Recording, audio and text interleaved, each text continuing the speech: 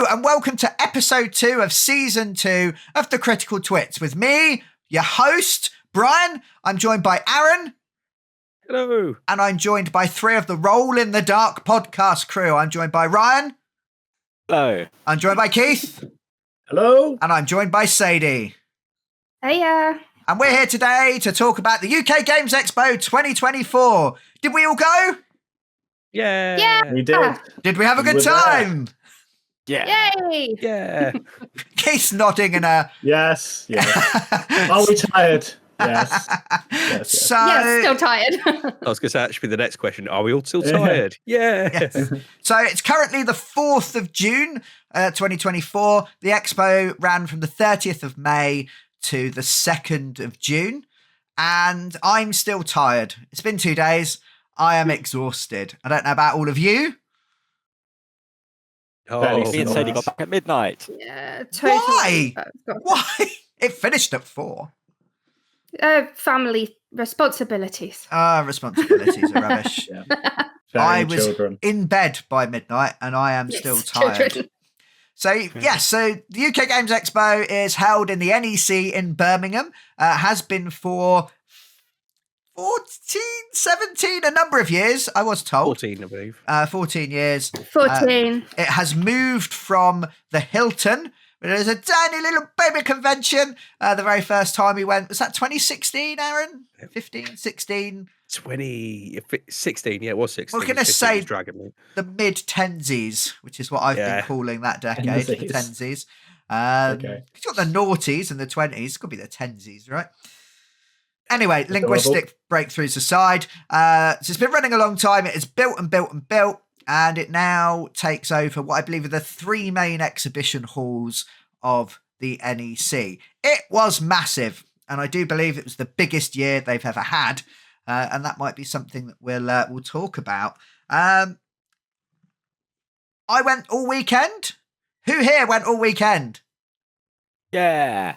Who didn't? Just Saturday, Sunday for me. Why- Part-timer boy that I am. So why are you a part-time boy? I went to work on Friday like Work? a chump. Do they not give you holiday? Tended to my son. Well, I thought I'll have plenty of time. I'll be, Saturday, Sunday, it'll be fine. Okay. And then suddenly it was 6:00 on Saturday, and I'd seen like a quarter of the place. And Yes. Sunday ends at 4, and I'm like, oh my, this isn't happening. Yeah. So I spent Sunday sprinting up and down each aisle and finding what I'd missed. Yeah, And mostly getting lost. I could see slight despair in your eyes on Saturday evening, when you were discussing how much you'd seen and what you'd done, and you looked like you're having a great time throughout the day. And then I think you realised the 2 biggest parts of the 2 main exhibition halls, Hall 1 and Hall 2, conveniently. I couldn't even begin to guess how many exhibitors they had there. I could look it up. I'm a bit of a lazy boy. I'm an You've armchair. got a map. More than 5. Yes, I would say hundreds, literally hundreds. Yeah. Great big streets. Yep. Some of the stalls were these tiny little one-man, one-woman operations. And some of them were these huge, great big squares full of demo games and enormous shops full of stuff with multiple members of staff selling things. Huge gamut from these giant, great big companies.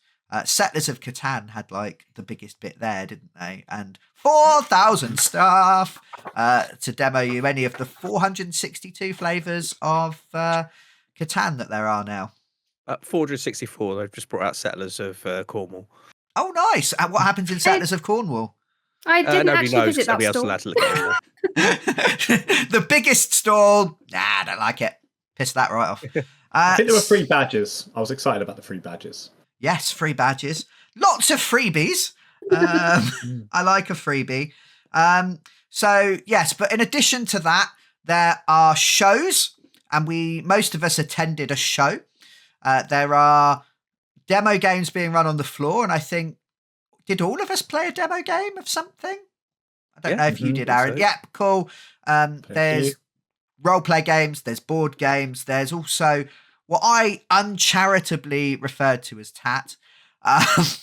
having enjoyed some of these things themselves, there's people selling art, there's people selling crafts. What's the weirdest non-board game related thing that you bought? There was tea. Yes. I didn't buy it myself, but person I was with did. There was white tea for a paladin. It was all very much themed for the I bought audience. tea. They knew their audience. Oh, and yes. Yep, Sadie got some tea as well. What tea did you get? Paladin tea. I Paladin got the white paladin tea. one too. Nice. I also really got the best. paladin white tea.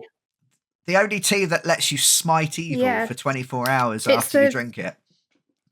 I feel so Mighty. over everybody else around you. Yes. I bought some tea as I'm quite well. excited about it, actually. They did well, that tea. I don't think I told you guys this. No. So I bought some tea that is peppermint Oh, tea I saw that one, yeah. with catnip. Oh, And you can share it with your cat. So you can make yourself and your cat a cup of tea. The thing is, again, Oh. the expo knows its audience. Do it on stream, Weird Brian, cat right people. Yeah. As a Yeah, I want to weird, see you sup a tea with your as a weird cat man myself. We are all weird cat people. Yeah. yeah. We all have cats, don't we? I bought a t-shirt that had nothing to do with board games, but it was cool. And they also had merch stalls that were actually related to board games, board gaming, all of that kind of thing. So there's so much there. That's the shop floor. The Hilton itself was full of big games you could go and join. So you could go and spend 4 hours trying out a new roleplay system or playing whatever you like. There were tournaments there. So I think the new Star Wars game had its like UK Grand National Tournament that you could go and play. In years past, one of the Critical Twits has gone and played the Netrunner tournament there, the British Nationals. The Netrunner is dead now, has been taken out and killed, but it hasn't. It's back. Roll the dice! This is being recorded. If you're listening to it and you want to see our beautiful faces, you can go on YouTube. If you are watching on YouTube and you can't stand our faces, oh, pretty kitty, then go and download it as a podcast. And if you don't like either, read a book, paint a painting, do whatever you Send like. it to us. Yeah. If you've got a life to live, we won't hold it against you. Just please don't tell us about it so we won't be sad. So, I spent Friday running around with Critical Jamie and his amazing camera, visiting as many people as we could, and trying to get some videos, get some interviews, have a bit of a chat with people. Next year, Critical Jamie has already said he's bringing his camera for at least 2 days because we didn't get to see everybody. Everybody. We have released already, at the time of talking, multiple videos on YouTube detailing the interviews that we gave. We've released some of the highlights as YouTube Shorts. We have released some of the highlights as TikToks, and we've even put some on our Facebook page as Reels and on Instagram also as Reels. So you can check all of those out if you want to see some of what we got up to on the day. I'm going to list now some thank yous for the people that talk to us. Thank you. So, in no particular order, I would like to thank Roll Britannia, No Rolls Barred, Defy Hate, Deck of Stories, Flesh and Blood, Lawkeeper, Hitster, Royal Stag Press, Tinkerbot Games, Forbidden Psalm, Duncan Rhodes, Grant Howitt and Rowan, Rook and Decard Publishing, Warmag, Null Signal Games, Ocean City Games, Deadwood Atelier, Game of Gnomes, One Honk Before Midnight, Critical Kit, XWC Miniatures and Moonbeast Games, Montfort Tales, The Roleplay Haven, Saw Jigsaw Trials, By the Same Token, Mike Mason at Chaosium, Borg, Shiver, Unite the Realm, Celestial Affinity, Weird Games London, Slightly Reckless Games, Tabletop Gaming Magazine, and Unite the Realm. If we have missed you, I apologise, but I think that's most of the people that we got video interviews with on the day. what really shocks me about that is that I didn't see half of those people, and I really Yes. tried to look around everything. They're in did- there. How did we miss the honk game? The whole Yeah. game is about evil geese. You Sold. fed Summer chip outside and upset me because you brought the geese over. Oh yes, I did feed the geese. There's a lovely lake out the front of the National Exhibition Centre in Birmingham. I fed the geese and then left, and you had to deal with the And I got geese. hissed at. Thanks for that. It's okay. That is what geese do. Yes, That's what geese do. Yeah. you should have learned not to trust me, as sometimes I can be an agent of chaos. So Jamie worked me hard. He worked me hard. Secretly, he's the power behind the throne. He's the little finger. He's the not bald Varys. He's the Grand Vizier. He's secretly the boss. Anyway, I think he's a so bit Technical now after wizard. carrying that camera around. yeah, he did break both of his arms and his ankle. The poor man, like, just crawled out of the center at the end of the day. But all of those videos, all of those interviews will be available on our various platforms. If you're not sure where to go, www.criticaltwits.com. You can find all the stuff that we do there. So if there's anyone that popped up, then you can check them out. You can watch those videos with anyone you're particularly interested in. Shall I read them all again so people get a second chance? So I saw the light go out in Aaron's eyes when I said that. Yeah, Let's cool. go to bed. There's a rewind button. Right. So there was so much going on. There's so much happening. Does anyone want to give me their find? Oh no, yeah. What's the thing that you found that you didn't expect to find? Because I went with a big list, so I could talk about my list for days. Was there something you found that you were like, oh my God, I want this. I need this in my life. I've never heard of this before. This is what I want. I've got two. Okay. Right. Go Who's for up it. first? One was the very first thing we found when me and Laura went in. I went out looking for Lacuna, which is a lovely game about collecting flowers on a pond. This is a big tube that you shake out onto a table and you organise pieces. So I saw it on a table and bumped into, bear with me while I get the name, the developers at Yeti Games, who were on the same stall, selling their game Shenanigrams. Which it sounds silly. I'll put it on the screen quickly. I don't know if Brian wants to do any big screen clicks or anything for this. Yeah. Yeah. There you go. It's now entirely your face. Oh, this is where the background is the this problem. is where the background blurring He's stuff completely disappearing. ruins it. Oh, There we go. There Hey. it is. Slightly That looks amazing. twice. I like the art. The mega mischievous word game. Yeah. Do you want to have this test? Now, Laura's very much into word games. So we were like, yeah, we'll give it a go. And I looked at it and thought, this is just Scrabble without the board. And then we started playing and realised that Mega Mischievous is definitely appropriate. It's incredibly cruel. It's all about stealing each other's words and knocking bits off and stuff like that. It's very quick and silly. And it instantly sold on it. I get very angry playing it, but I have very much enjoyed it so far. It's made you an angrier person, Aaron. Yeah. And the second one I found have signed by the creator, Scott Brady. Ooh, lovely. This is something I think is really cool about the expo, is that a lot of the creators, a lot of the makers, the writers, those people are there. I got stuff signed as well, and I was well happy. Yeah, it's a really nice getting nice signed copies of stuff, and it feels 100%. good. But I was trying to dangle it for thing, and it's boop, which looks like poop on my screen, but it's boop. Backwards of this, which is That looks so cute. it's incredibly cute. Comes with a little blanket. It's about cats booping each other off a bed. Yeah, you're trying to get 3 cat pieces in a row on the board. Every time you put one down, it pushes the ones next to it away. Incredibly simple to play, but really in depth and thinky. Yeah. Surprisingly, for what it looks like, it's incredibly cute. Little adorable wooden cat pieces and stuff like that. So There is a general cat theme amongst the group.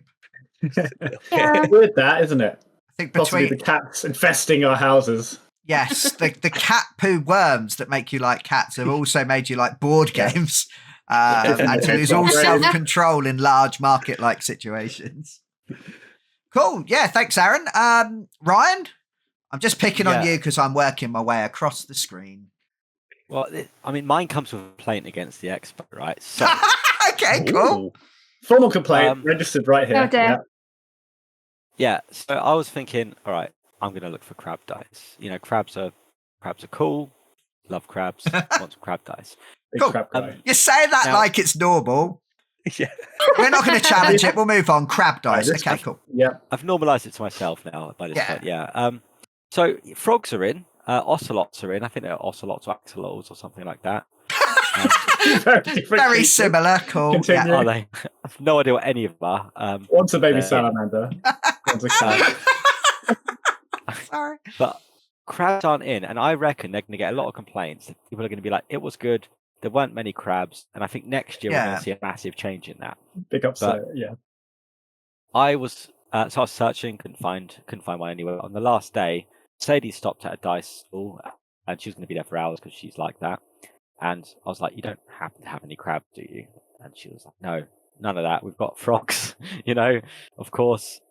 No crabs." So I was like, "Okay, that's fine. I've already given up hope." And then a couple of minutes later, she came over looking so proud of herself, and she held up a D4, and it's this, if it is visible, and it's a little crab shell That is really cool. in a D4. Yeah.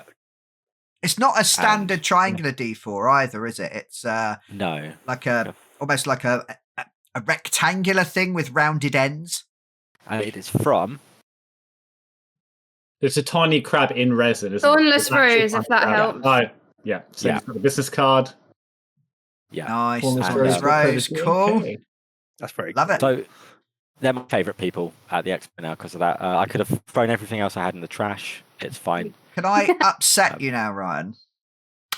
I No. found a solo one-shot RPG where you play a crab with a knife.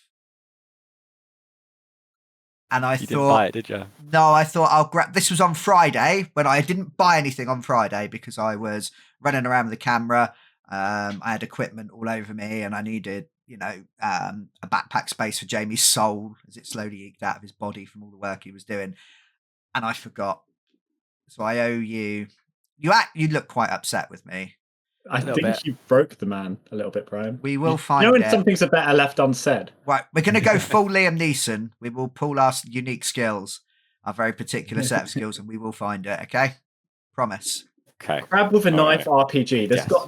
There's got to be only so many. I just googled it in a Crabs desperate with attempt knives. to find it, and I came up with a load of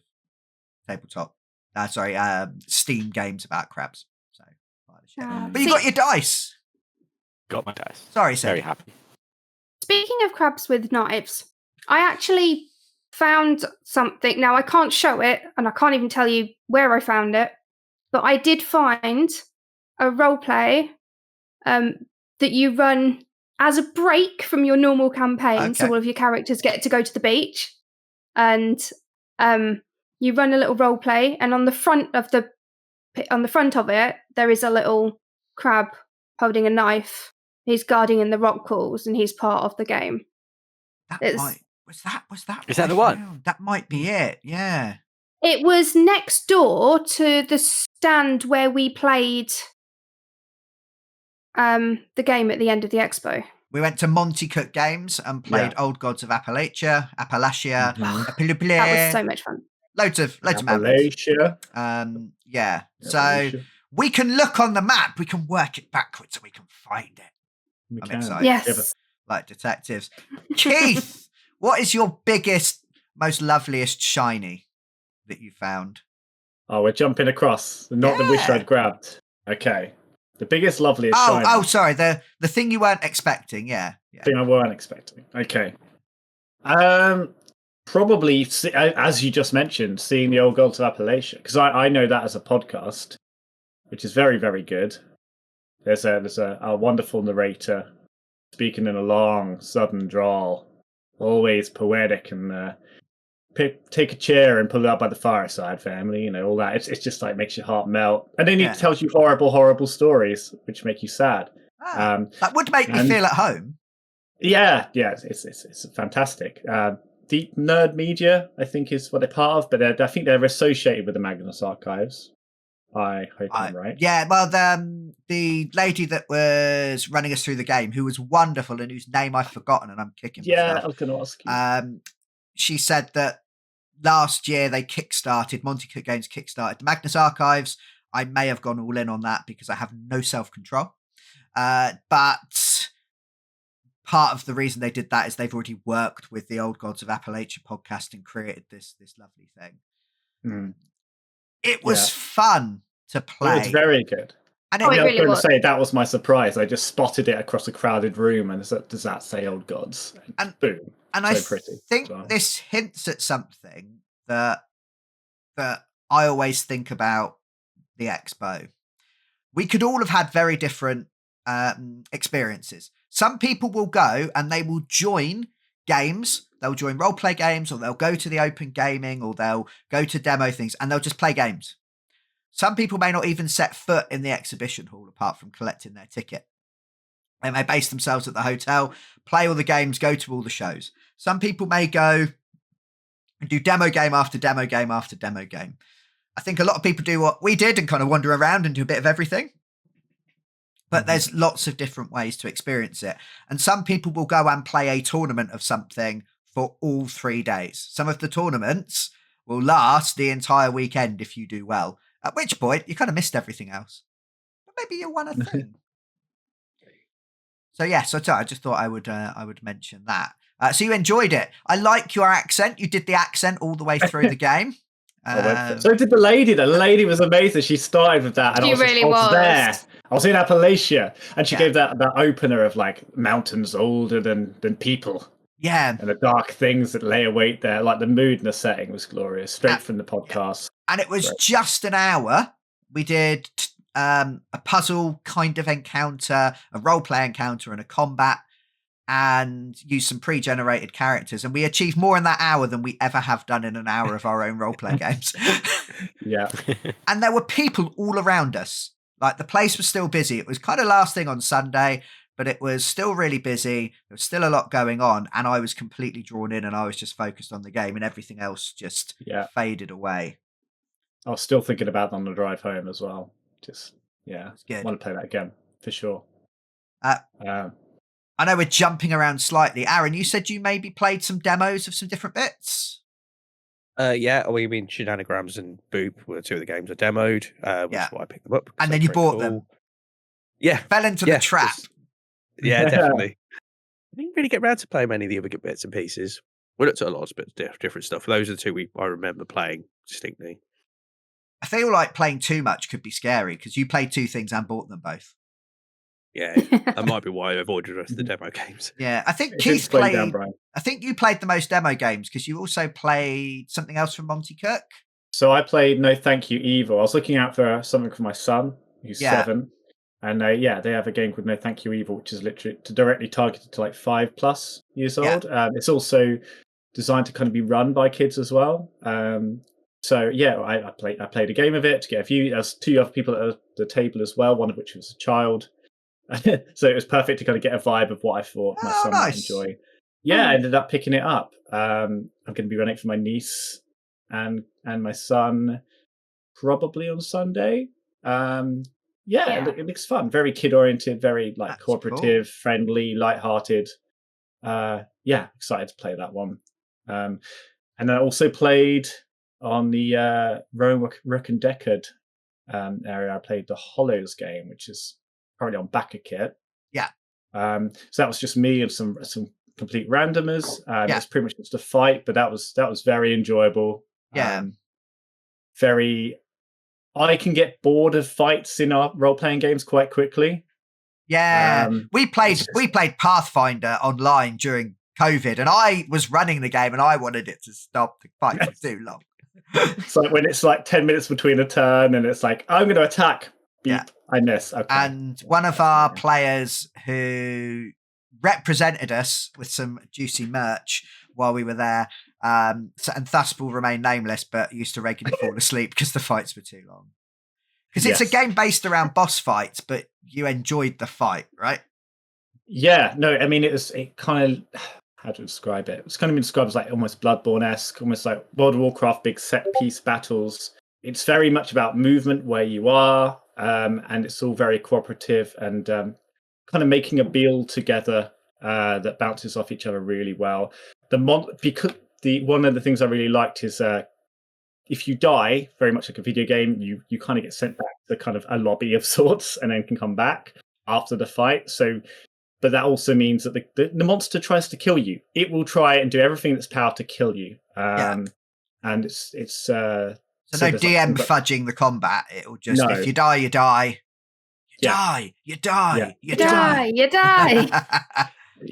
Yeah, there's lots of there's some really interesting mechanics like threat. The weapons are really interesting, and they've got lots of flavor to them. Like they want to kill you, they don't like you either. Your weapons and their personalities, like the shotgun wants to destroy and it wants to empty itself and just gut everything in the room, but then once it is empty, it's really sad and wants to be reloaded.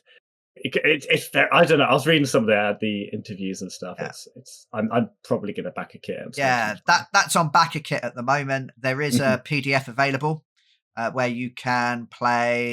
You can kind of make some basic characters and play through some bits. There's some pre-gens and a pre-gen or a pre-made scenario. If you want to hear us play and give it a go, I think Keith's done a good job of making me excited. Let us know in the comments. Send a carrier pigeon, whatever it is that you like. And we'll give it a go if enough people are interested. Anyway, that was a huge diversion. Back over to Sadie. What was your kind of your find of the expo? The thing that you really liked that you didn't expect? Well, I've not run. Well, I've not run any games or anything like that. But I found this most amazing little role play. It's called Mask Witches of Forgotten Doggerland, and it has got the most amazing artwork and photography in it.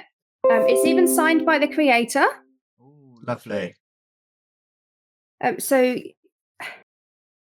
you're transported. You're in Doggerland, which is a territory drowned beneath the North Sea, and you are playing mask witches. You use your masks, amulets, witch knives to do battle against evil spirits. So it's very kind of very magic-y, very me. And I absolutely just love some of the artwork in there. It is so stunning. It is a beautiful, beautiful game for sure. You were showing it outside at one point, and I was like, "This high lung needs to be played in the background." Yes, yeah. Instruments made of human bone.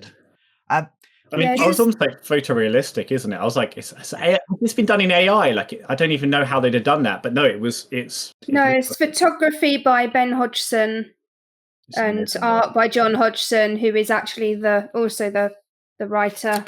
So it's all one little tiny stall just hidden away at the back, and it was the most amazing find. I stood there for ages. Handiwork Games. Cool. Names. You showed me that on Friday. It was towards the end of the day and I had some appointments booked in. Otherwise, I would have legged it over and talked to them. Yeah. They sold out, from what I can tell, because I didn't manage to get one. They did. Yeah. They did sell out. I got it was. Yes, Rowan. I can see why. Oh, sorry. No, it's just interesting as well, because we happened to talking about Doggerland a few days before it. Oh, okay. We had been. And it really adds to the game because it's like we know next to nothing about it. It bridged that gap between England and Europe. However, there's something really interesting about playing like a fantasy game based on some kind of probable reality in some way. It adds, based in the current world, it adds something really cool to me. So it had another interesting one on the same stall, which was kind of it was located somewhere around where he'd actually grown up. He'd said in conversation. But you're playing like little wooden creatures or something, and it's all about like fighting the pollution and keeping the area clean and things. But it's actually quite fascinating, again with amazing photography. But I didn't happen to pick that one up. that's kind of our unexpected things.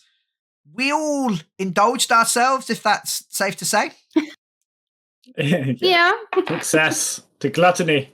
So I Yeah. noticed some patterns in both our group and in the expo as a whole, and I wonder if you guys could talk to that. I noticed two things that I think are related, which were people wanting game books, adventure game books, things like the old Final Fantasy or Choose Your Own Adventure books. And on the other side, I saw people with a renewed or a burgeoning interest in solo RPGs. Is that you guys? Yep. Because there were loads of these Both. things around. Both. Yes. Yeah. I Well, I got some picked. solo RPG ones last time. Choose your own adventure this time. Yeah. Yeah, I did it the other way around. But I got a choose your own adventure last time, which was amazing. So I went with the intention of wanting another one this time, and the same person wasn't there. Yeah. And the one that looked interesting, we kind of got between us. So I'll borrow it when it's available. Yeah. I have never played a solo RPG, but I've played a lot of game books. And I was kicking myself yesterday as I was putting my purchases away because I realised that Chaosium do their series Alone Against the. Now, this is probably going to be all backwards. But I bought the latest one, Alone Against the Static, which is a 1990s Call of Cthulhu adventure. I also bought the other one that I don't have, and I now have all 5 of them. And when all my friends were asking me, have you seen any game books? In my mind, they weren't, and I didn't say it. So I owe you all a lend of all of these books. But I got to meet Sir Ian Livingstone, one of the founders of Games Workshop, and one of the fighting fantasy authors. It's Steve Jackson and Ian Livingstone. Yeah. I probably wouldn't be sat here doing this podcast, so apologies to you guys for what I did as a child. That sounds mad. But I used to get the fighting fantasy books out of the library all the time. It was them and the Lone Wolf books by Joe Diva. Those were the two things I was really into. And I then bought the Advanced Fighting Fantasy, which was to run role play with your friends. They were the very first role play games that I ever bought. And I got to buy his latest book in hardback in a special edition. I think there's one of like 200 or 500. And I got to sign it and I got to be like, you're why I'm here. And he was very kind. And then I left. That's really sweet. It's very kind. Very like pat on the Tears were head. shed. He did. Yeah. Yes, mostly on my end. They dripped off my beard. He was Sweet. one of the guests of honor at the convention, but also had a stall where he was selling, or his press was selling various things, and you can have a chat. So yeah, so that was just a highlight for me. Aaron, did you go for anything solo? Me personally, I don't think I picked up anything solo. I think me and Nohr specifically looked at things that were 2-player. However, Brian did get me something that could be played solo that I had a read through yesterday and now very, very excited about. Which is a solo RPG / game book, a little bit of both. Called I don't know if it's going to show up on the camera because everything's terrible his end. Bring it to me. There we go. Ooh, Dead Belt. For Space Cowboys, which is about you scavenging dead ships that are circling a supermassive black hole in order to pay off your debts. The artwork is amazing in it, as you can see from the front and the cover of the book. But you just play a deck of cards. You explore a ship, get attacked by things, and fly around. I'm really excited to play through it. It looks very in depth for something that should be fairly easy to play. And I don't think you have to play it on your own. You could still involve someone else and talk about the decisions that you're making. Yeah. They're like little story creation engines, aren't they? They give you some randomness to kind of bounce off of, but at the end of the day, they're more free-form versions of the Choose Your Own Adventure books. Yes, Ryan. The beauty of those things, because I got one Be Like a Crow last year, and it's like you can't just play a game and enjoy yourself doing that, but you can. Each one is just like you make a part of the story out of this. And you can do exactly what you want with it. It's so much fun. Yeah, and I feel like I can play those games whenever I like. I love playing games with you guys. We have a great time, but some of you have children. Some of you are married. Some of you don't live next door. So it's quite difficult sometimes. I always want to play more than than I can. And although the internet helps with that, and we record Roll in the Dark podcast online, and as you can see, we're recording this online, and we do streaming, and Aaron's going to be streaming some of these board games that he's been picking up. It gives you something where you can both play and be creative and make a story in one. So I picked those up. Did anyone else pick up anything of a similar ilk?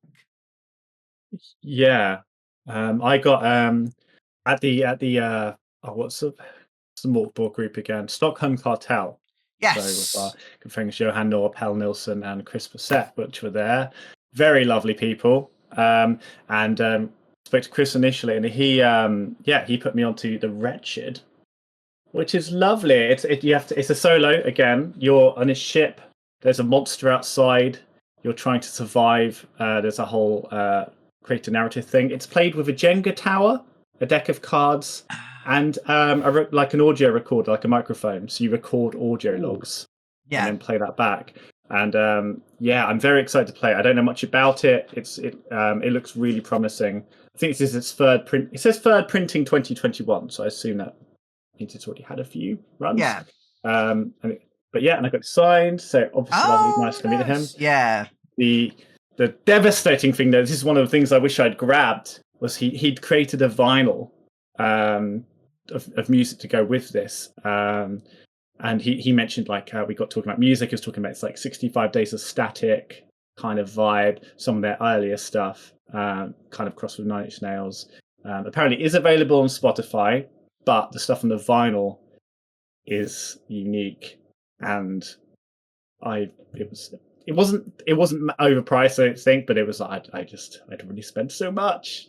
One of those things. Yeah. So it's quite easy to blow through your budget very quickly, which is why I went with a plan and a big list of things on my phone, and then I still blew through my budget.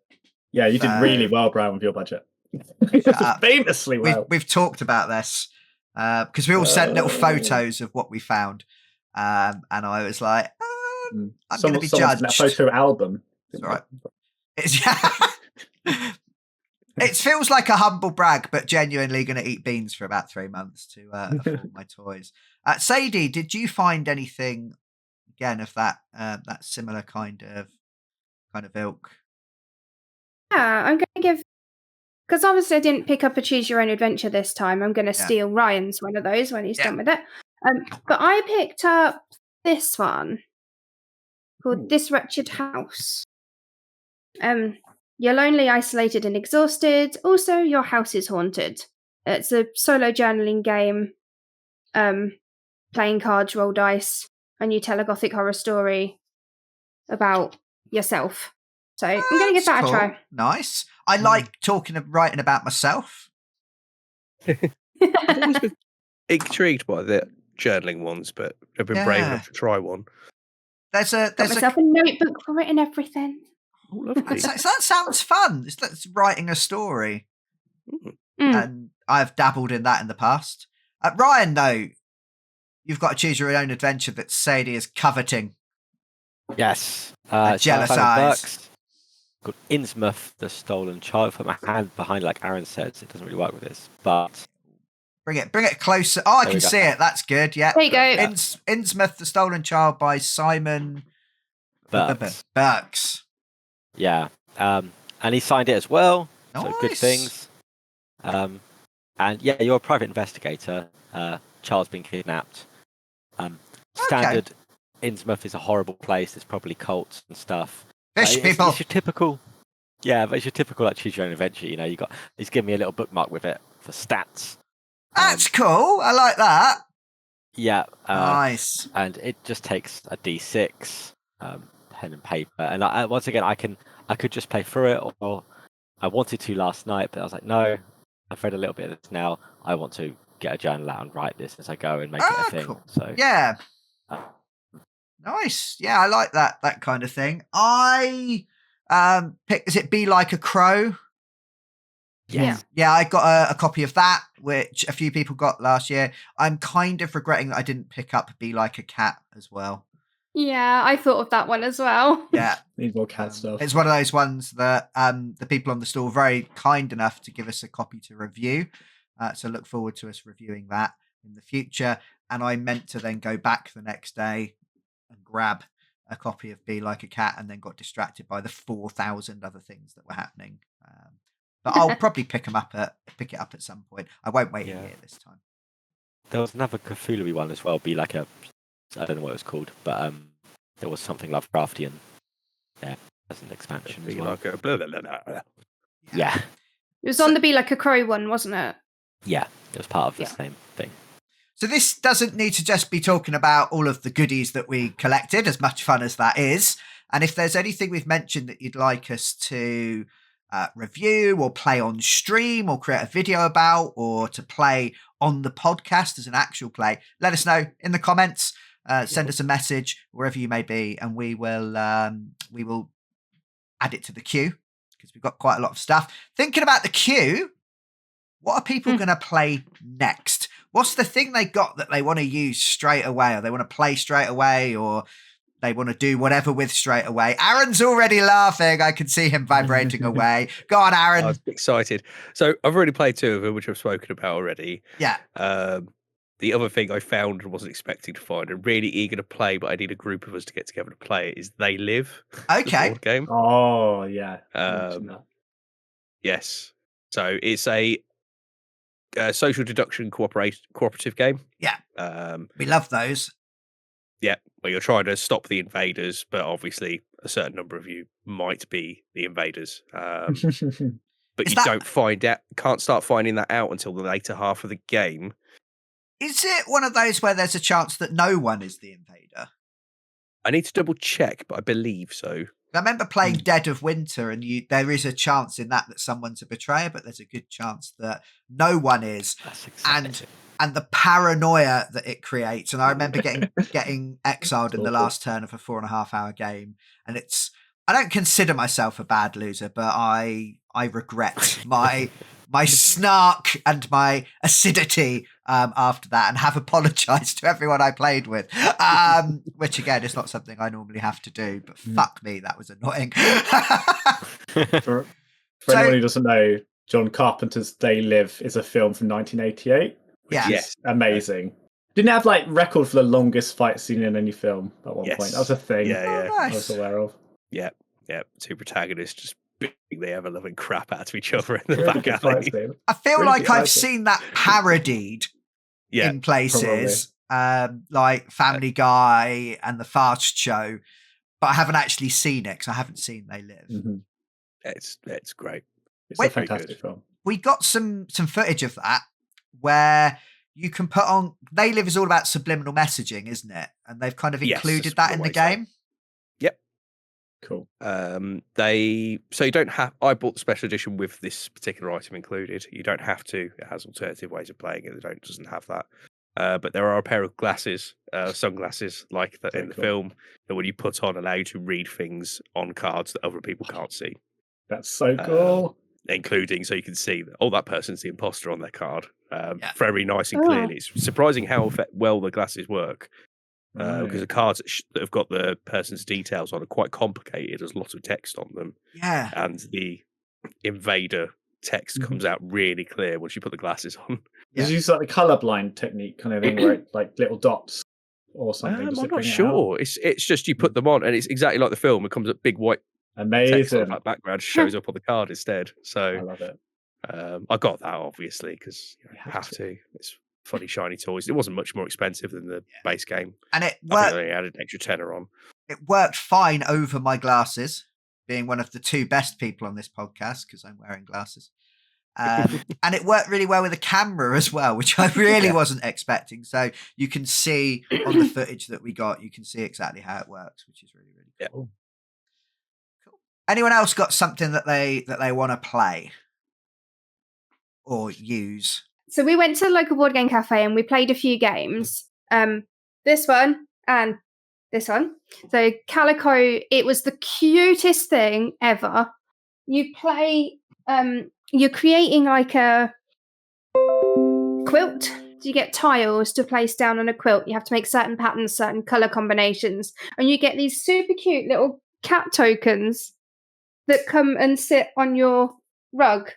So you've got all like the different colors, and I love the cat on the front. And Keith will know. I sent a photo to Keith when I was playing it and go, look, it looks just like your cat.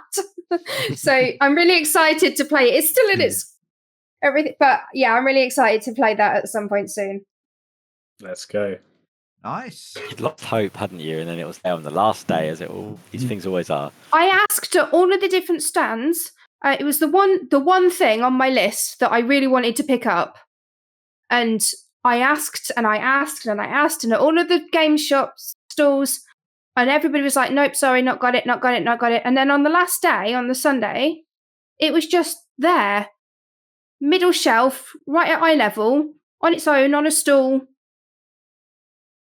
There and I was for you. like, how? So yeah, it was meant to be. So I was the happiest person ever, even though I'd completely spent my budget by that point. I had to pick that up still. Yeah. I'll move some assets around. It'll be fine. Liquidate. It's all right. I some, won't eat for 3 days. Yeah. Ryan and Keith, you both leapt up when I said that. So fight amongst yourselves. What you got, Go Keith first. B? I mean, Brown B. Brown B. That doesn't sound good. That doesn't sound good. No, mine was. Yeah, I saw you go, and I thought I'll grab a thing while I was waiting. I mean, I've already said what I was going to play, which is probably going to be No Thank You Evil game. Yes. But on reflection, Oh, I just need to be very yeah. careful not to make it grimdark, because there's a part of me. You go into the desperately dark land, and Running Merkborg saying for us that. for a year. Saying that, Mhm. yes. There is a very important game that I intend to play with my son. Besides the fight, now I need to find this, and it isn't my personal. We mentioned Merkborg, and he goes, "I need to play this game with my son." And it's sinister. Well, this little beauty, Lair of the Vampire King. created by Johan Nohr's 5-year-old, I believe. So Johan Nohr being the artist for Ye- Merkborg, Yes, sorry, co-creator yeah, and, alongside Pelle Nilsson, who we interviewed. see. Check it out Yeah. on our channels. Bits. I think that one's out already, so you can head over. Is it? I haven't seen it yet. Maybe not. Bits of it might Mm-hmm. be. If not, I'm lying, Mm. but it will be out fairly soon. But I mean, I'm thinking if a 5-year-old wrote it, then I can play it for my 7-year-old, right? I might tone it down a little bit, but there's the original art of the 5-year-old, which is freaking Nice. Hold that for a fantastic. sec. Cool. Fair. There we go. Nice. And I really like so this thing down the bottom. That There's frightens the OG, and then of course Johan worked a bit of his magic and made it into this. Oh God! Oh, Oh, lovely, lovely, lovely, lovely. We'll be playing through this lovely little piece. I don't know. Part of my like dad heart. It's like dad goals. About my heart and Yeah. head. It's like that's creating something with your son, bringing it together. Yeah. It's awesome. Yeah. That's lovely. I mean, I hate children, but it does tickle a little bit of me Well- inside to see you that excited. I know other people I know around what we do have also got excited about playing games with the younger ones and kind of passing it on. I'm going to carry on playing grimdark stuff on my own in a corner With your cats. with my cats. My cats are only one. They're not ready. They're not ready. They're too Aw. small. We're not excluding you, Brian. You can join us on No Thank You Evil too. Yeah. Play like a dark warlock. My unexpected find and thing I really want to play immediately is this game here. It's called Hieronymus, That looks and cool. it's based on the artwork of Hieronymus Bosch. The Okay. best named anyone doing anything ever, Yeah. but Agreed. also he'd drawn these surreal hellscapes, these landscapes of suffering, like the layers of hell kind of feel to them, but very horrific, but also surreal and strange in places. And the game is a hex crawl RPG across his paintings. So his paintings become your world, and you have to flee a monster that's chasing after you, My and God. your role play encounters come through. I haven't opened it yet. I'm kind of saving that as a treat. I've seen the components. There's loads of cool maps. There's loads of little bits and pieces that you can use as you're playing. I had no idea this game existed. I had It sounds tremendous. absolutely no idea that it was a thing until I went to the Soulmuppet publishing stall, who were very nice. Had a lovely chat with them. We didn't interview them, but we are going to be working with them on their Paint the Town Red Sad Vampire Kickstarter stroke crowdfunding campaign that's coming out soon. So keep an eye out for that. But just looking around the stall, saw it and just immediately fell in love and was like, I must have this thing. It is beautiful. It is so pretty. Some I of had a them are lot of great. stuff. I had a lot of stuff at their stall that visually was just grabbing attention every time I walked past. Yeah. They until recently used to work with Christian Eichhorn, who does a lot of mockboard stuff as well. He's very good as well. So yeah, they've got lots. Yeah, it's Lots of been. great I'm stuff. starting to feel like the art love, the knowing the artists as well as the writers, and that's not who I've been in the past. The art was kind of incidental to the crunch of the games itself, but now I like a nice object. Now I have 3 things to talk about because we are coming up on time. It's because there's a Viking encampment out the front of the NEC. I don't understand. Yeah. Can anyone explain it to me? Yeah, we do fantasy stuff. They're vaguely fantasy, you know. Yeah. Yeah, Never find They get Vikings around were these real, Vikings. mate. Yeah, I would say they're basically Seems playing like gaming too. live action role playing. anime yeah. girls, Vikings. It's the same. Do you know what, actually? Yeah. That's now, true. Oh, short skirts. Yeah. I first saw them about 8 years ago there. You've just said live action role playing. They were live action role playing as Vikings. It makes perfect sense. Damn, I've been a dick about it for nearly a decade. It's all clicked into place. Jamie wouldn't let me go up to them with the microphone and go, "Why are you here?" I would love to see that though. That sounds like Yeah, he was like, "Let them be. They're having fun." And I'm like, "It's a different kind of fun. This isn't They're the not my place kind where of they're fun." fun." I don't understand it, so I don't like it. Yeah, just like you're in my head. Challenge him to a home gang as soon as he walks up there. Yeah. What then was your biggest boy? Your most extravagant purchase? The thing that you maybe lost your mind for and grabbed? I think I can see Keith's in the background. I don't know if it was your biggest boy, but I need you to tell me about it anyway. It's been lurking in the background. It's my most treasured item from the thing. Ah, that's good. Yeah. Yeah. I didn't know it was going to be there. Again, I might be coming across as a bit of a Mork fanboy. Should we just take 1 second to say that I think all of us, apart from Aaron, visited the Mork stall, bought a load of stuff, got them to sign it. We interviewed them. Interview pending, I think I may have got it wrong earlier. And just absolutely fangirled out over the 3 of them. I mean, I even bought the licorice. So did I! I saw it in your picture and I was like, licorice friend! Which is a weird thing to think. I mean, plus I have like multiple other Mork stuff like Forbidden Psalm and then Demon Dog. Yes. I want to plug more. Forbidden Psalm, the war game kind of hack created by someone Will else. Rahman? Will Rahman. He's a very thank cool you. guy as well. Who was again very kind enough. He saw our unboxing, which is on our YouTube channel. So go and have a look at it if you're interested in what you could have got in the Kickstarter. It's all still available. You just have to buy the bits. But he was kind enough to show us some of his other hacks. So there's a World War I style version and a science fiction version as well for using different kinds of models. They also have a Kickstarter out now at the time of going to press, which is about monsters from between the stars. And you create a cult and you create a really cool monster that they can summon and then you fight other people's cults. It looks fun.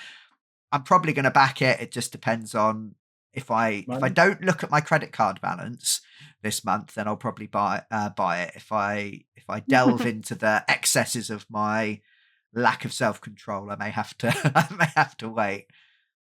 But yes, your giant book.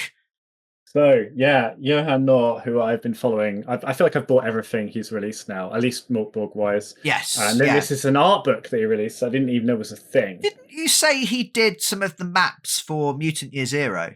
Yeah, which I found out through it being in this book. Yeah. So it's got the whole history of. Yeah, I of where never it knew. started. One of our favourite games. No. We've got loads of back content about Mutant Year Zero. One of our There you favourite go. games on the channel. You recognise those bad boys? Yeah, I do Yeah. indeed.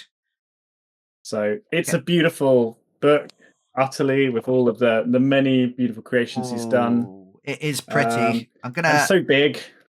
I may have forgot to click on you and make you all big again. That sounds It's weird. okay. but I can't do this justice. You are embiggened now. There's some cyborg stuff in here, and obviously the Mork and the stuff he's Ooh, done. I like that. So the I feel like every page you've shown me is like it's inspirational. There's something I can steal. Yeah. There's something I can. it makes use. me want to draw. It makes me want to create. It makes me want to Every make page is- characters. It's better than the art I see at any like local cafe that has art. Just have a cafe, a Mork cafe. Oh yeah. Yeah, it's glorious. Yeah, and again, you'll recognise this from all kinds of books he's done. That's from the vinyl he released. Well, yeah, he did the art for. Which you have, you big Which fanboy. I also have. Patrescence Regnum. Very, very pretty. Nice. But everyone he did at the expo, every book he sold, he did a little picture of Yeah. as well. Which Yeah. this is like where my heart goes. It's spiked with energy. And he did. I requested a wickhead. For anyone who knows, a wickhead is a lantern-headed creature. And Why did you before you? You've done it. Well- Why did you request a wickhead? Give us a quick story of the wickhead. in our campaign, possibly episode 2, which unfortunately we never recorded. Maybe we'll do a more board campaign at some point. Yes, I'd we've like done. to. Well, we've recorded a one shot, which will be out on One the shot Rocket is Start coming. podcast in the nearish future. We're plouging Yeah, through for Delta Nurse to Green at the Rot. moment, but That's for Nurse to Rot from the Heretic book as well. Yes, So that, which I have that's good. What was I saying? Yes. Yeah, and in the campaign, they met a wickhead. We were playing Christian Eichhorn's Bergen Crypt game, which is very good. I can't recommend Christian Eichhorn enough. We're still playing it. But I think on the second thing you met was like a lamp in a bog somewhere was going off, and it turned out to be this little wickhead man called Pip Pap, who you helped out and is now the best boy of the team. And I think we've had a whole backstory where like he comes from a little tribe that he's been banished from, where there's little babies called candlets. Candlets. He has about 2 weeks of wick left, so everyone's now fully devoted to keeping Pip Pap alive. Yeah. And I asked for a wickhead. He was very happy. I was like, yes, great. And I have this beauty. That is so pretty. And he liked it so much as he said it was his favorite one he'd done. And you normally might be like, oh, he's just saying that, but no, he put it on X or whatever it's called these days as like the one thing he put up. So I'm super proud. It's my denim jacket in his picture. Nice. So yeah, brilliant. Pip Pap is famous. If I can extend the story of how lovely those guys were and Pip Pap as well. God, Sadie was looking at the mug book stall and she's looking at a thing about saving a wickhead, one of the little adventure ones. Awesome. And one of the chaps came over and he's like, can I help you with anything? And Sadie just shoved it in his face and was like, yes, how do we save Pap? He was lovely. He laughed at that, but it probably I made did more sense explain afterwards. Yeah. It would have made a lot more sense later when Keith came in and was like, hey, this is Yeah, you didn't explain who Pip Pap was, you just demanded his rescue. Yeah. Yeah. I think that was Chris Bisette's book. I think you bought that, Brian, and he said it was his favourite work. So I'm very keen to play that because I didn't get that one in the end. I ran out of money, but I want to play that. It looks really good. It's like a little campaign around a wickhead. I don't know. I didn't know much about it. Yeah, the But he seemed wickheads very proud of it. are cool. So that's your big shiny. My big shiny was I am a big fan of Grant Howitt and Rowan, Rook and Decard. I have games going back years. I Kickstarter backed, however it was, Goblin Quest. And we played Goblin Quest. We did Christmas Goblin Quest in like 2017, I think, with Critical Jamie running the game, if I'm not mistaken.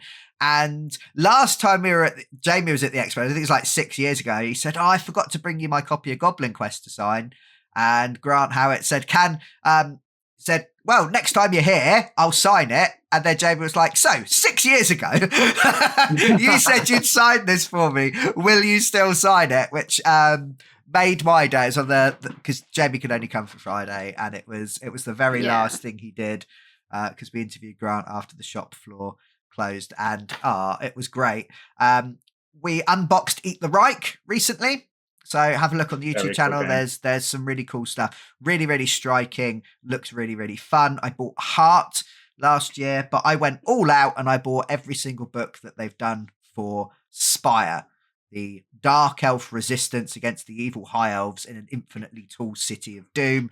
It looks amazing, and I that's what I want to play next, and it was my big boy purchase. The one you got the sweet newspaper thing for as well. There was all these really cool bits. Yeah, I've got a tube full of printed handouts, and then I also got, it's in the tube safe now, but it was an in-world newspaper, like a broadsheet, and it's a big boy. There's multiple pages. It's not just like one page folded over, and apparently it's full of hints and hidden messages for the campaign that I bought as well. So yeah, very excited.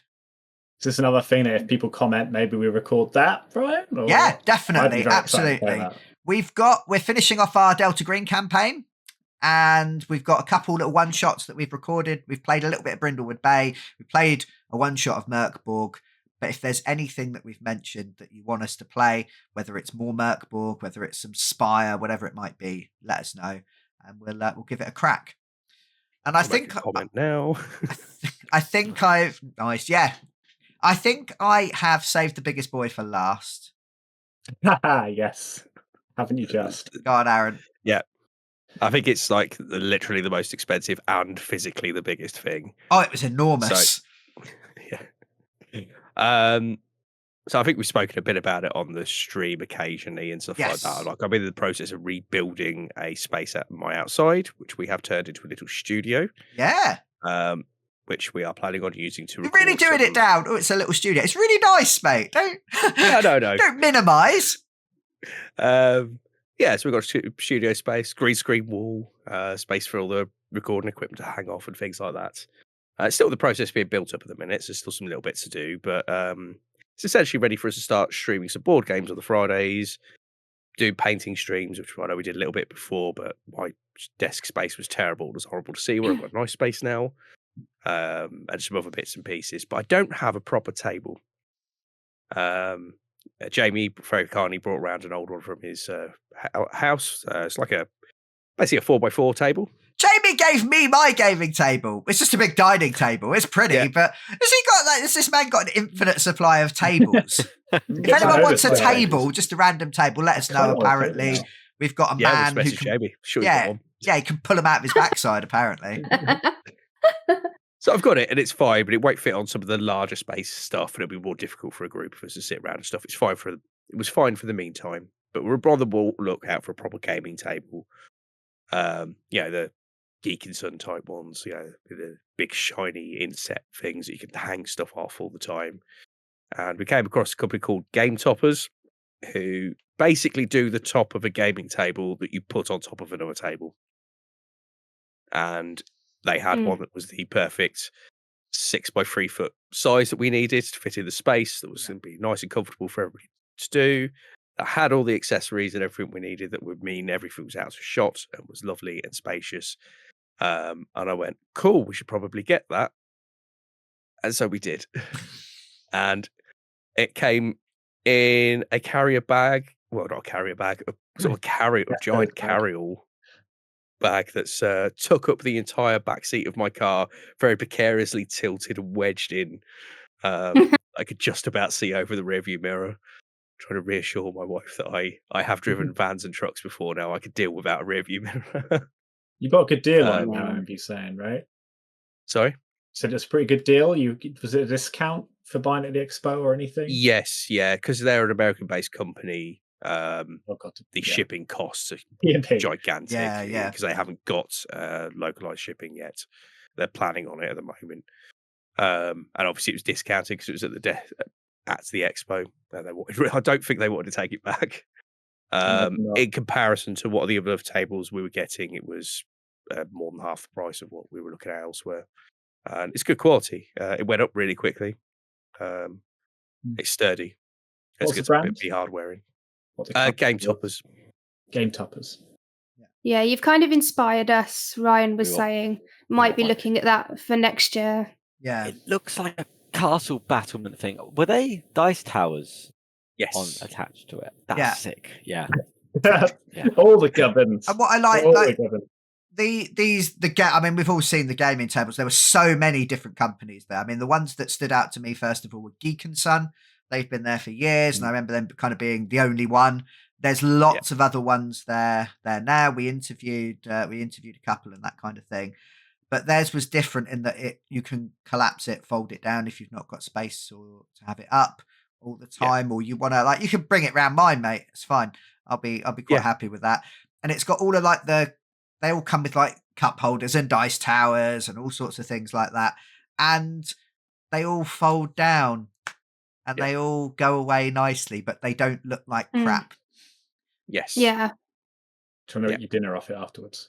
Yeah. So it looks nice. And it passed the squidgy test. Explain. Every gaming table I saw, I poked. And I put a right. So the idea is that they're not just meant to be squidgy for fun, right? They're meant to help you. And I say this as someone who has a very sticky gaming table, as probably everyone here can attest. At some point, some of your gaming pieces have stuck to my table. Yeah. I don't know what it is. I feel like it's kind of weeping in some way. It's the lacquer. Yeah, I think something terrible has happened to its varnish, and it's been a job on my list since 2017 to sort it out. But these things, the idea is that they're squishy and you can pick the cards up, right? You can get that kind of little bit of that. Have you given it a squidge, Aaron? Oh, I have given it a squidge. Yeah, we got a very nice mat that it's nice and spongy. It's got a nice bounce to it, and you can throw cards onto it and scoop them up really easily because it's get your finger underneath and it just goes straight back to normal again. So yeah, it's nice. Also, for anybody who's going to be listening to anything that we record on that table, stuff will hit the table without making massive clunky bang noises. Yeah. So it won't be horrible and awful to listen to. Yeah, stealth board games. Yes. You only hear our breathing. Yeah. Heavy breathing. So we need to borrow Aaron's table to try out some of the games that Ryan got because they won't fit on our had a bit of a space crazy sort of shopping spree while we were there. Anything space themed you seem to be after. Didn't go in there planning that, but my subconscious knew what it wanted. So. Space, sci-fi. You ran. I think the very last moment you bought a board game, didn't you? Literally closing time. There was also one I saw. I bought several space games, and I saw this other one, and it was like, oh, this ticks all the boxes of everything. Like, screw the other space games. How much is this game? And he was like, oh, this is just like to show it. And I was like, you dick. Like, there were a lot of people there talking about like their Kickstarters and stuff. Yes, sorry, Ron. Yeah. No, it was fine. It's called Arc though, and it just looked amazing, sound amazing, reviewed well. You actually get a fleet of little model ships to have battles with, and I'm like, that's everything I wanted. So I'm going to be on the lookout for that. I'll get that at some point. One of my goals in life is now to have someone talk about me the way you talked about that fleet of little model ships. I think if someone can get that excited about me as a person, then I've lived a good life. I think the last thing I wanted to talk about was kind of the experience of going. I know it was quite overwhelming for some people in our group. It was very busy, especially the Saturday, but also the Friday. The Friday used to be the quietest day. I don't know whether it's because it was half term or whatever. Sunday was actually quieter than Friday. I know a couple of people got kind of overwhelmed with that. I think going for more than one day, it's so big, there's so much going on, that can take the pressure off, you can step aside. Also, we found that Hall 3 had the tickets, so Hall 2 got invaded first as they worked their way back across. So if you went round the corner and went to Hall 1 in the morning, you could kind of bypass the crowd a little bit, so that was good. But it was nice to see the place buzzing. But for me, personally, the best part of the day or the weekend was seeing my friends, hanging out with my friends. We got hotels, we had dinner together, we went to a show together. I don't get to see my friends often enough, and I had a bloody wonderful time. We also adopted a German man who worked for a board game distribution company in Germany. Hello, Michael, if you're watching. You were right. The donuts were better without the topping. I should have listened to you and your advice. I assume you snuck a card into his back pocket. Well, he had a card, yeah, definitely. I gave away like 6 million cards on the during the course of the weekend. We also gave out some stickers. We interviewed some random, slightly confused people. I bought a man a vending machine ball with a miniature inside. But yeah, it was just great. The social side of it. And there were social gaming spaces. We didn't really make use of those, but there were lots of social gaming spaces. You could see people playing games everywhere, all over the place, all expo long. It was packed, wasn't it? And it was family friendly. There were children's gaming spaces. There were all sorts of different bits. So for me, that was the highlight. I don't know if you guys have any other highlights, or if you absolutely hated having to spend time with a dickhead like me. I don't know. The group we're with is amazing. It's what I loved about it last year. It was like one of the best times of my life, just because the people got to hang out with. And it gets a bit overwhelming with all the people at times, but at the same time, it applied the funds and it went constantly. I would never leave. Yeah. Yeah. Yeah. You can always take a break. Look forward to it every year. Yeah. Look forward to it. Yeah. And most of you are veterans of many, many years, right? This is my second. Yeah. Fifth. So yeah. God. That says a lot. I think I might be the same as you say. It might be 5, might be 16, 17, 18, or maybe 19 last year. Did you do the... Yeah, I did the COVID year, because I missed a year because of COVID. And then it opened up again, and it was like one hall, and it was tiny. Yeah, they'd just after COVID. Down. Yeah. And it's good to see them. This gone massive again. Yes, yeah. So would we go again? Yeah. Would we recommend that people that might have a bit of an interest in board games, tabletop role-playing games, tea that tastes like a paladin, little shiny dice, coins, heavy metal t-shirts, cute jewelry, yes, yeah, art, lots of art, yeah. The big one for me is meeting the creators and meeting the artists and having a conversation. Keep that there. There we go. Bit of a plug for Matthew May Create. They're not sponsors. If they'd like to send me money, though, we'll do it again. Gorgeous necklace, amazing dice bag. They were such lovely people. I think if you're not into any of this stuff, dice everywhere. You will be after going. You would have bought loads of stuff. You'll be into board games. You'll be into faff and dice and fun bits. Yeah, there was kind of an infectious enthusiasm. I'd like to give thanks to the UK Games Expo. We got some press tickets, hence why we were allowed to film with a giant camera and that kind of thing. And actually, we only relaunched a couple weeks before, and we contacted them the day before just to say this is what we're doing, and they were straight back on it, and they gave us our press tickets. It was really, really nice.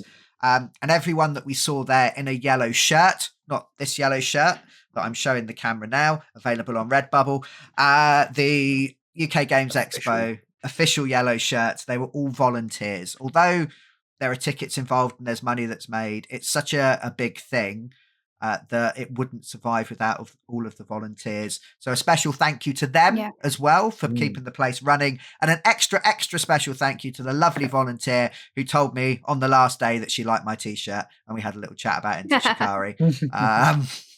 No one mentioned your shorts or your legs. So I've got popping calves, but nobody said anything nice about my calves. No, I did see a guy with an occult t-shirt, and I told him I liked his t-shirt, and he looked at me like I was mad, and I realised that we were at a urinal and I probably shouldn't be talking to him.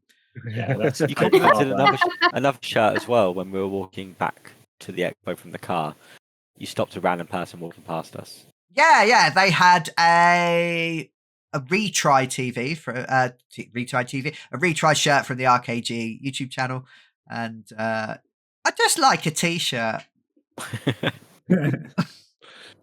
Cool. Any final words? That sounds like I'm going to take you out back and shoot you afterwards. No, we're all good. Okay. Dice. Cool. So thank you very much. I hope that's given people an overview of what we got, what we saw, what we did, some of the trends and things that were going on at the UK Games Expo. If you want to see those videos, if you want to see some of those interviews that I mentioned, all of them, watch all of them because they're all really good. I'm in all of them, so they must be great. I hope people get that I'm being sarcastic when I say stuff like that. I feel like sometimes, are very good. I feel like, thank you, Keith. I feel like sometimes people take me at face value. I'm a man made of sarcasm and self-deprecation, but they're all out there on YouTube, TikTok, Twitter, all of those kinds of places that you can go. But if you want an overview of everything that we do, because we do all sorts of stuff, criticaltwits.com. That's where you go. Mm-hmm. So until next time, I'm Brian. I'm going to say goodbye. I'm Aaron. I'll also say goodbye. I'm Keith. I'll say goodbye too. Goodbye. I'm Ryan. I'm Sadie. I guess I'll say bye too. That's cool. Thank you very much. Hopefully we will see you again for another podcast and maybe some videos. Until then, goodbye. Thanks for watching. I made you say goodbye really awkwardly like Thanks 7 times. It's great. Critical.